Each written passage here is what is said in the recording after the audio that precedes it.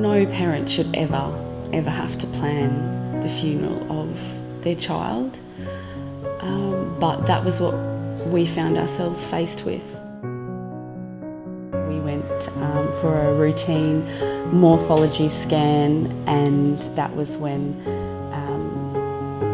probably I heard some of the worst news that I've ever had in my life. I was lying there, with no idea, and the sonographer was she was taking a long time looking at my stomach, and then all of a sudden she was quiet and she turned around and she said, "Oh, I'm really sorry, this is the hardest part of my job, but there's something wrong with your baby."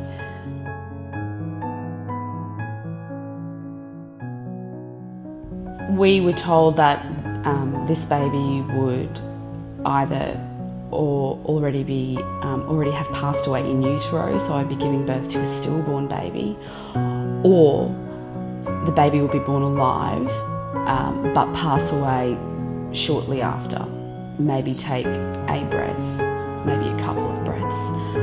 And I think that always sent me into a panic, and it still sort of sends me into a panic thinking about what it would be like, the thought of my baby suffering. I desperately didn't want this baby to suffer.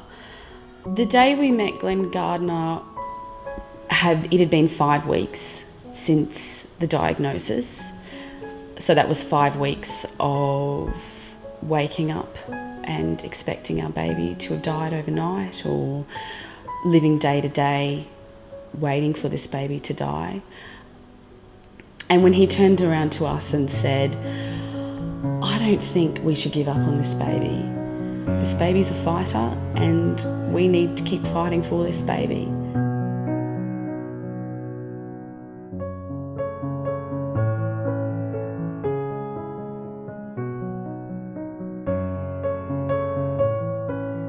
It was almost a blur.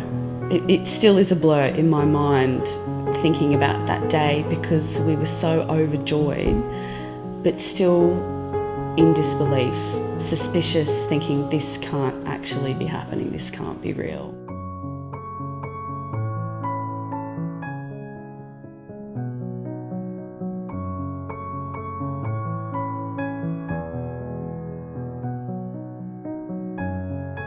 Sam has just turned 2 a week ago, and he is just the light of everyone's lives. He is the most hilarious child. He was really meant to be on this earth. It's like as though he sort of knows that he nearly missed out on being here, and he is making up for it by just being absolutely out there.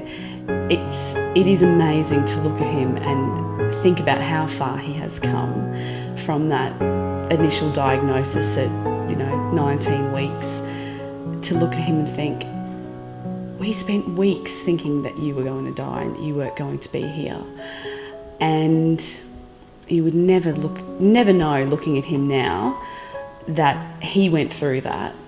And we know that the reason he's here is because of the doctors at the Mater, because of doctors like Glenn Gardner taking the chance on our baby, people who donate money. They're the people who help bring our baby into the world, who helped save Sam. And they're the reason that we now know this amazing, hilarious 2-year-old. So I can never thank Mater's donors enough.